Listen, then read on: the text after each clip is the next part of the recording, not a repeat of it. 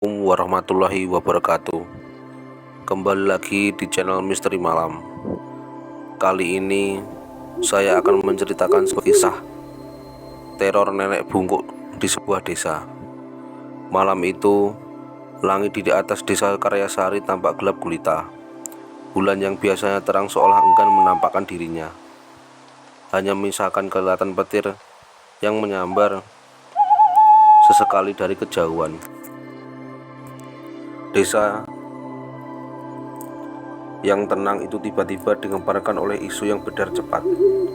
Seorang nenek bungkuk dengan wajah mengerikan dikabarkan muncul di tengah malam, mengetuk pintu rumah warga satu persatu.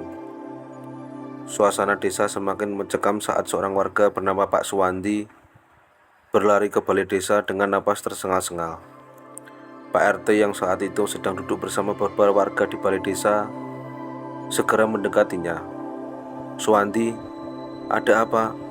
Kau seperti dikejar hantu saja." Pak Suwandi tidak bisa langsung menjawab. Wajahnya pusat pasi, keringat bercucuran di dahinya. Dengan suara terbata-bata, dia akhirnya berbicara. Pak RT, ini bukan main-main. Ada nenek bungkuk di depan rumah saya tadi malam. Wajahnya pusat, matanya merah, dan dia mengetuk pintu saya." Warga yang mendengar cerita Pak Suwandi mulai berbisik-bisik. Beberapa bahkan tampak ketakutan. Isu tentang sosok nenek bungkuk itu ternyata sudah lama dibicarakan. Namun baru kali ini ada yang benar-benar mengaku melihatnya. Astaga, jadi benar apa yang dikatakan orang-orang.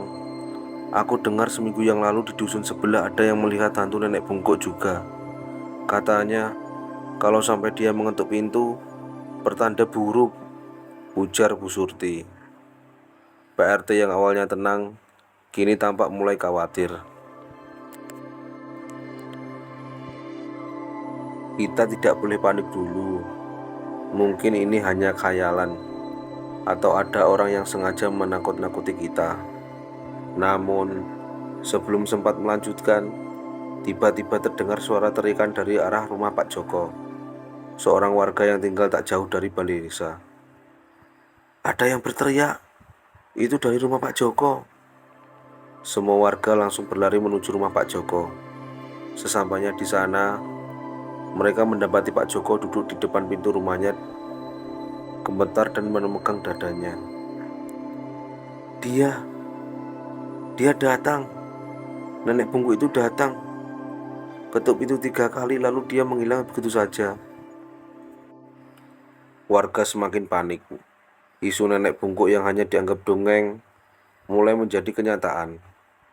Desas-desus mulai beredar bahwa siapapun yang didatangi hantu nenek bungkuk akan mengalami nasib buruk. Kita harus panggil Mbah Kiai. Hanya beliau yang bisa menangani masalah seperti ini, kata Butini. Tak lama kemudian, Mbah Yai, seorang sesepuh desa yang dihormati karena ilmu agamanya, dipanggil ke balai desa. Dengan jubah putihnya yang panjang, Mbah Kiai datang ditemani oleh santrinya.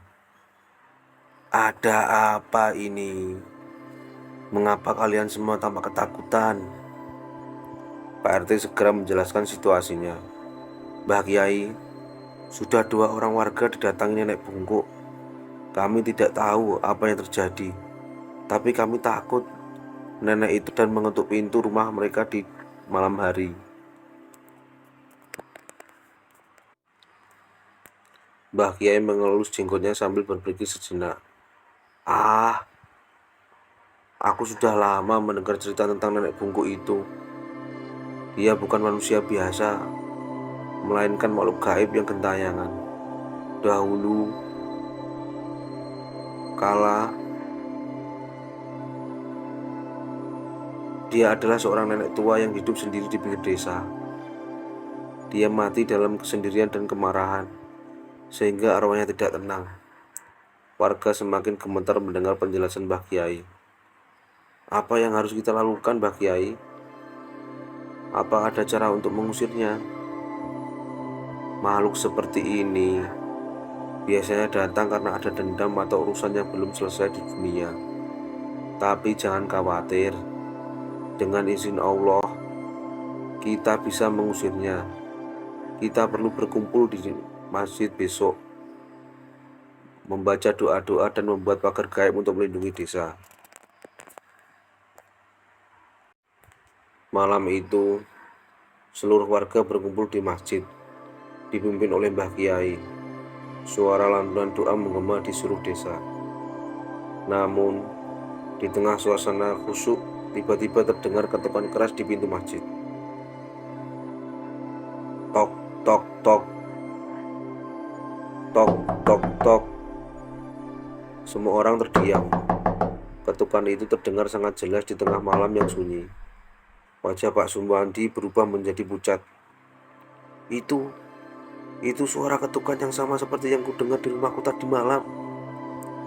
Mbah Kiai menatap tajam ke arah pintu masjid, lalu berkata dengan suara tegas, "Siapapun yang di luar sana, pergi dan jangan ganggu kami. Dengan izin Allah, kami terlindungi."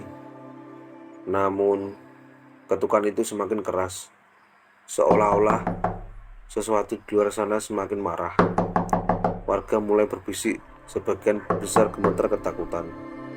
"Mbah Kiai, tolong lakukan sesuatu, kita semua ketakutan," ujar Bu Surti. Mbah Kiai berdiri tegak dan mulai melantunkan doa-doa dengan lebih tenang.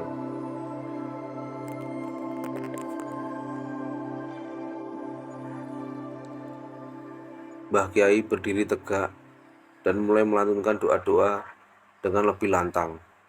Suara doanya bergema di seluruh masjid, dan perlahan ketukan itu berhenti. Semua orang terdiam. Suasana mencekam menyelimuti masjid. Setelah beberapa saat, Mbah Kiai berbicara lagi.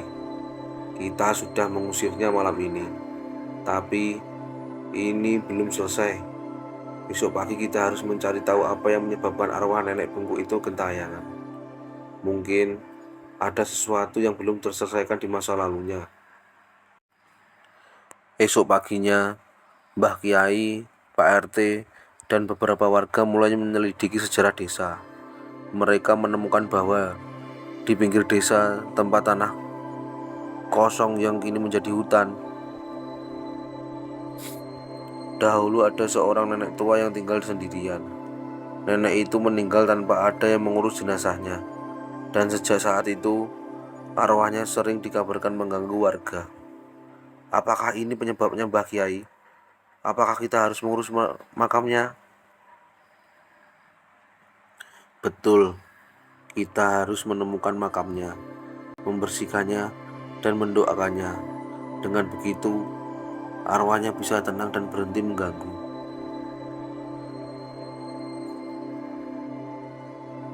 Warga desa akhirnya berhasil menemukan makam nenek bungkuk di tengah hutan.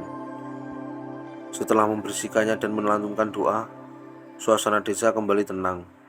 Tidak ada lagi ketukan misterius di malam hari.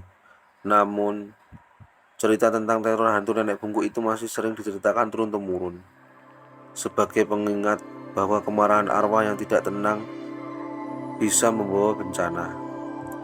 Malam yang mencekam itu menjadi kenangan pahit bagi warga desa Karyasari. Meski arwah nenek bungkuk telah pergi, desas-desus tentang kembalinya makhluk itu selalu menjadi bayang-bayang hantui mereka.